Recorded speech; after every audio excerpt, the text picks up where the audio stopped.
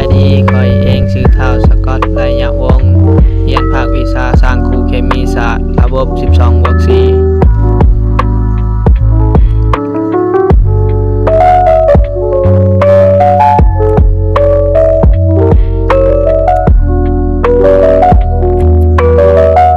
วิชาศึกษาศาสตร์ทั่วไปสอนโดยอาจารย์บุญเรียนเทพพรชัย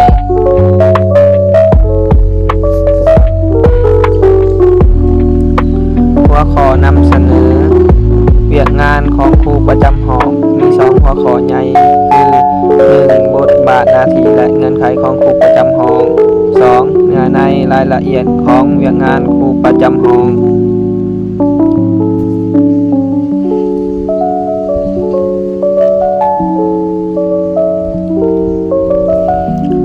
ข้อ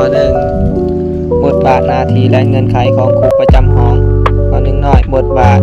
เวียกงานของครูประจำห้องมีบทบาทสำคัญในโรงเรียนและในสังคมเป็นส่วนหนึ่งของการบริหารโรงเรียนผลสำเร็จในการบริหารในขั้นโรงเรียนจะเกิดผลอย่างมีประสิทธิภาพนั้นมันเกิดจากมากผลการบริหารของเรียนของครูประจำห้องนั่นเองข้อ 2 น้อย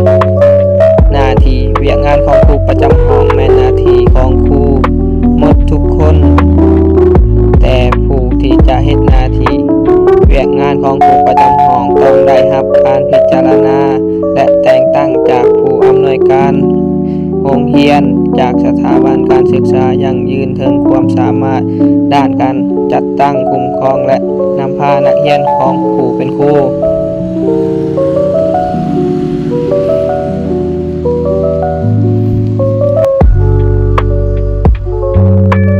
ข้อ 3 น้อยเงื่อนไขของครูประจำห้อง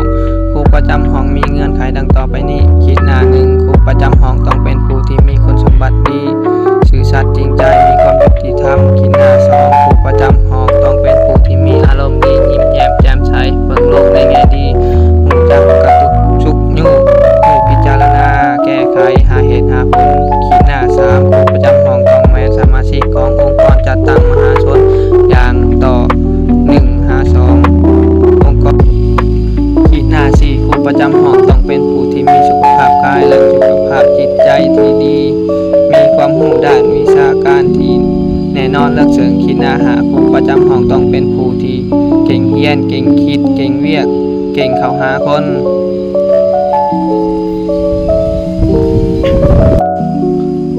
ข้อ 2 เนื้อในรายละเอียดของเวียกงานครูประจำห้องเนื้อในของเวียกงานครูประจำห้องแม่นสร้างขึ้นบนพื้นฐานแนวทางการศึกษาของภาคนโยบายรวมของโรงเรียนเวียกงานครู